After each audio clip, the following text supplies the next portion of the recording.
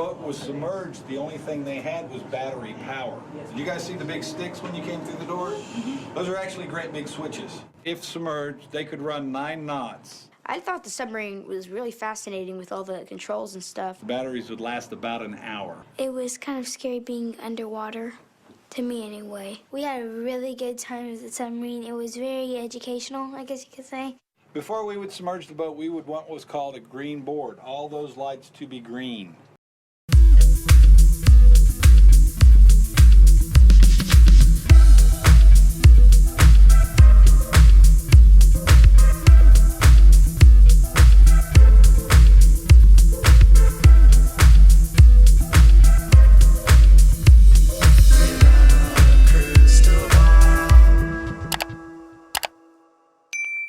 Hey everyone, it's Katie from Without a Crystal Ball. Welcome back to my channel. I hope you're having a really good day. It is Wednesday, February 9th. This video is going to get uploaded so late, but I wanted to get this out on the press today. I actually spent a lot of time doing research. I know I've been doing normally like 5 days of videos, but lately I've been spending like at least 1 day a week doing research for my content because I'm trying to be more I'm doing deeper dives. That's basically what I've been doing lately. And we have been doing a lot of stuff with Sister Wives, but it's opened up the door for me to start looking at the LDS, the FLDS, the ties, the origins, all the different sects of the fundamentalists. And it's opened up this Pandora's box that I've been stuck in, and all the family ties with the Brown family and all of the interweaving of all of it. It's going to be a lot more of a shift on this channel. We're going to be doing a little bit more around the LDS church as well. There's been a lot of problems there, and there seems to be a lot of overlap in the beliefs between some of the fundamentalists in the world of the LDS and in the IBLP. So when it comes to the Duggars, I saw this as I was doing my research today, and I noticed that there's bad news for the Duggar daughters. Now, I'm not surprised by this, but I have to say that I'm sure they will not be happy. But there is an order today from the court related to a lawsuit that they filed against the city of Springdale, Washington County, Kathy O'Kelly, Ernest Kate, and Rick Hoyt. And this has been an ongoing suit that was filed in 2017 regarding the release of the incident report of Josh Duggar in 2006 when they investigated claims of which Josh Duggar had done things to his sisters. So they initially had filed this lawsuit back in 2017. All of it had been dismissed, but 3 separate claims. And as the case was getting closer to a trial, they were supposed to meet this week for a settlement conference, and then suddenly today the settlement conference was canceled. And what happened next was the judge dismissed it with prejudice, meaning the case is done. They cannot refile the same lawsuit with prejudice. Prejudice means it's over. And it's because they failed to meet several requirements and to get over the burden of what's called a summary judgment. Here's some of the background that it says. Material facts relevant to the issues on summary judgment are undisputed by the parties, and the court has relied on these agreed facts in resolving the dispositive motions. However, the parties obviously dispute some of the remaining material facts, and those are stated and considered here in the light most favorable to plaintiffs, who are the non-movements on the summary judgment. Plaintiffs are Jill Dillard, Jessa Sewell, Jinger Joy, and Joy Duggar. They were adult sisters who hail from a very large religious family, and though they are now married with families of their own, they once shared the last name Duggar and lived in a household with their mother, father, and many siblings. The case involves what happened to the plaintiffs when they were children. From approximately March of 2002 to March of 2003, they were essayed by their brother Joshua. He was 14 and when it started and 15 when it ended. At the time, the plaintiffs ranged in age from 5 to 11 years old, and their parents, Jim, Bob, and Michelle, discovered it, but did not report it to the police or any state agency. Instead, they decided to keep it a secret and discipline Joshua privately. Unfortunately, whatever Mr. and Mrs. Duggar tried to do to stop his behavior did not work. And by 2003, they turned to their closest friends, Jim and Bobby Holt, for advice and support. The Holts and Duggars were leaders in a small religious community, which was composed of several families who shared the same beliefs and met at one another's home for church services, which they called gatherings. Once Mr. and Mrs. Duggar told the Holts about Joshua's repeated essay of his sisters, the relationships between the two families became strained. For the next several years, it appears very few people outside of the Holt family knew the Duggars' secret. However, in 2003, the Holt's daughter, Kaylee, wrote a summary of what she heard from her parents and about the essay in a letter to her favorite author. Instead of mailing the letter, she placed it in a book which she left on her bookshelf. There, the secret remained until 2006, when Kaylee loaned the book to a friend and fellow church member. Kaylee's friend found the letter and shared its contents with her parents.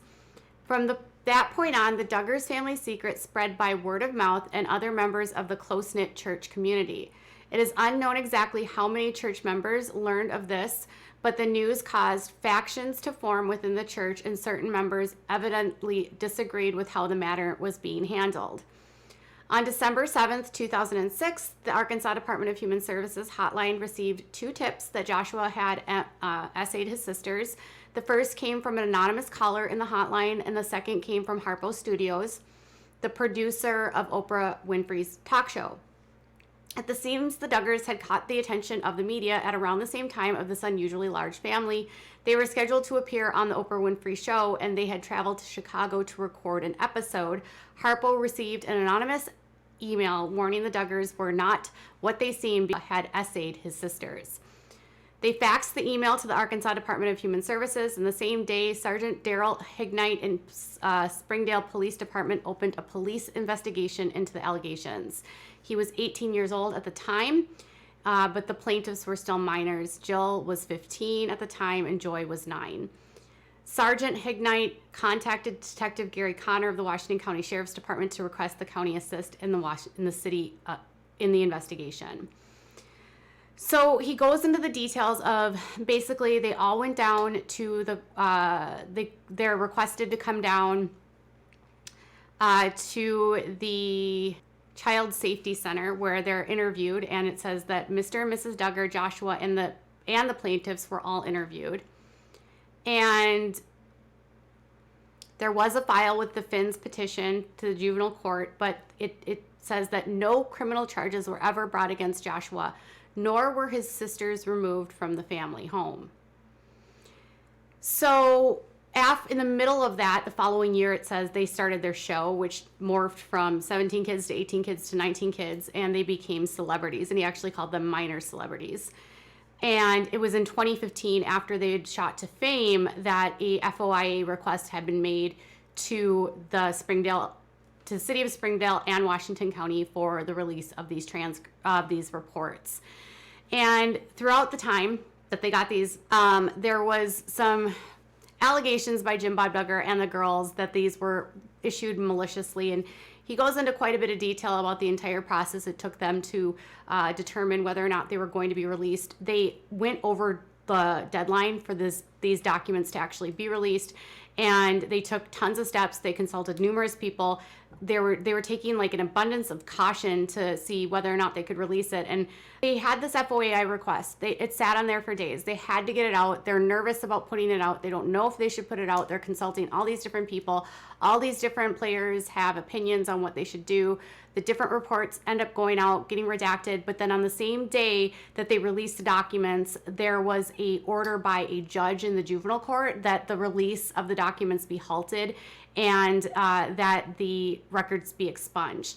But unfortunately, that order was too late, because by the time that order came down, they had already been mailed out and sent out to the parties that had requested them. The judge said this: although profoundly wrong about the law, defendants were motivated by a belief that they were legally obligated to release these reports and to do so quickly.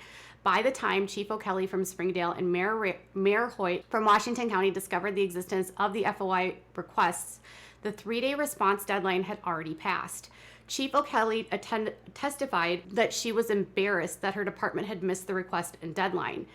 And Mayor Holt testified that his first glimpse at the request revealed we were over the limit of time, it is undisputed that the defendant's actions were motivated by fear of possible legal consequence for a missed deadline. In other words, they worried exclusively about compliance with one part of the FOIA and failed to investigate the other parts under the relevant state law. There is no evidence of alternative motivation for defendants' actions that show some consciousness of wrongdoing. In their sudden release of the reports, they failed to adequately investigate the applicable law. Neither report should have been released, even with redactions. The Arkansas FOIA is not all-inclusive, which to say other Arkansas statutes contain provisions expressly or effectively allow additional exemptions and exceptions to the FOIA. The individual defendants were seasoned government officials tasked with the responsibility of deciding which government records should be released and which should not. Yet all of them seemingly were ignorant on the privacy rights afforded to SA victims. Basically, there was no malicious intent. It was more that they all had missed the deadline, and even though they should not have released them, they failed to prove that there was a motivation that was malicious here. They failed to prove that they did so with complete and utter disregard of their privacy, and instead it was about whether or not they were going to get legal consequences because they had missed a deadline. So it says that the court finds that the statutes quoted above are clear and unambiguous. It says to prove intrusion upon seclusion, plaintiffs must present not only evidence of intentional intrusion, but evidence of the of culpable mens rea. There must be evidence that one or more defendants had some awareness, whether a mere belief or a substantial certainty, that they lacked the legal authority to disclose the records. There's no evidence that which a jury could rely to show that the defendants believed that disclosing the reports would be illegal. So they did not believe when they were releasing them that anything that they were releasing was illegal, even though technically they were not supposed to release them. They just had the wrong information, but they can't overcome the burden to sue them because there wasn't malicious intent. So the next one that they talked about was invasion of privacy. And again, they basically said that they could not find that they invaded the privacy of the Duggar girls. They also couldn't prove that the defendants knew that the facts of the case were legally private. The plaintiffs, the girls, could not provide any evidence that the defendants knew that. So that also was dismissed. And then when it came to, they said that they had not created triable questions of fact. So they said that they did not intend to inflict emotional distress. They failed to present proof that the defendant's conduct was extreme and outrageous. They also failed to satisfy the fourth element of the tort, which requires proof of unendurable emotional distress. So it says that through deposition testimony, they all suffered emotional distress as a result of the events, but not the severe degree necessary to satisfy the tort. They said discomfort, upset, embarrassment, anxiety, and loss of sleep and depression do not meet mental distress under this tort. And finally, they granted statutory immunity. So because they were working as officials for the government, they are not entitled to sue them because they were working in official capacity for the government. Even if they made a mistake, even if they were negligent, even if they released something that they shouldn't have, they say that they are immune from any liability. So it says this type of negligent conduct fails to satisfy the definition of an intentional tort under Arkansas law. The defendants are entitled to a statutory immunity for their unintended conduct. So basically, at the end of the day, they didn't intentionally try to hurt the girls. The information did get out, and unfortunately for the girls, it was put out into the media, but they didn't know where it was going. They didn't know what was going to happen with the information. They were not aware of the laws at the time that they couldn't put it out. In fact, they thought the laws said that they had to put it out. And because of that, they are not going to win this case. And while some people might be upset for the girls, I did notice that the judge in this case had words for the Duggars, basically reminding them that they are the ones that didn't do anything to stop what Josh was doing. They didn't report it to the police or to any service or to any agency to help the girls. And it wasn't until other people stepped in that this got reported, and that nothing the Duggars did prevented Josh or stopped the behavior. So the judge kind of said what all of us were thinking. Some of you will be upset with the judge. The judge has to follow the rule of the law. If they do not meet a burden, even if it's negligent, they cannot sue someone for something that they cannot prove or cannot prove that would be reasonable for a jury to convict on. They just didn't provide enough evidence. All the evidence was contradictory to what their allegations were, that this was an intentional, malicious act by the county and the state and the city, and it just simply wasn't.